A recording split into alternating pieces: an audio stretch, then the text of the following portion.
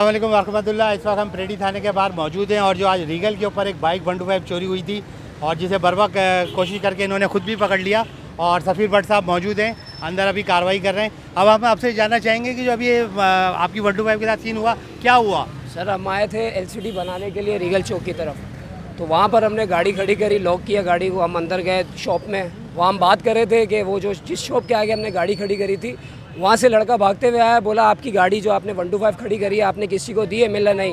तो बोला 2 बंदे आपकी गाड़ी लेके जा रहे हैं। तो हम भागे उनके पीछे, पैदल लेके जा रहे थे, तो हम उनके पीछे भागे। ये पासपोर्ट ऑफिस के पास से घूमते हुए आए तो सामने देखा तो इनको आवाम ने पकड़ा था हमारी गाड़ी के साथ। तो हम लोग गए वहाँ पर, पकड़े मुजरिम को, पकड़ा, इसको लेके आए यहाँ पर। फिर 15 पे कॉल करी, इनको बुलाया, इन्होंने बर वक्त कार्रवाई करी।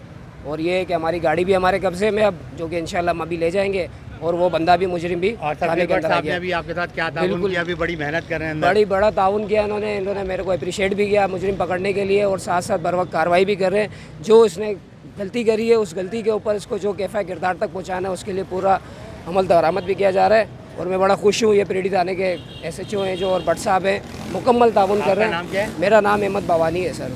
अस्सलाम वालेकुम नाज़रीन, आप ये देखें कि अहमद भवानी साहब जिन्होंने अभी अपनी मोटरसाइकिल को जो है वो पकड़ा और उनको मुजरिमों को जो अभी अपने प्रेडी थाने के अंदर भी दिया है। जनाब सफ़ीर भट्ट साहब रीगल एरिया के जो MC मेंबर हैं कराची इलेक्ट्रॉनिक डीलर एसोसिएशन के, वो जो अंदर मौजूद है और उन्होंने जो है बर वक्त जो एक्शन लेते हुए मोटरसाइकिल को रिकवर किया।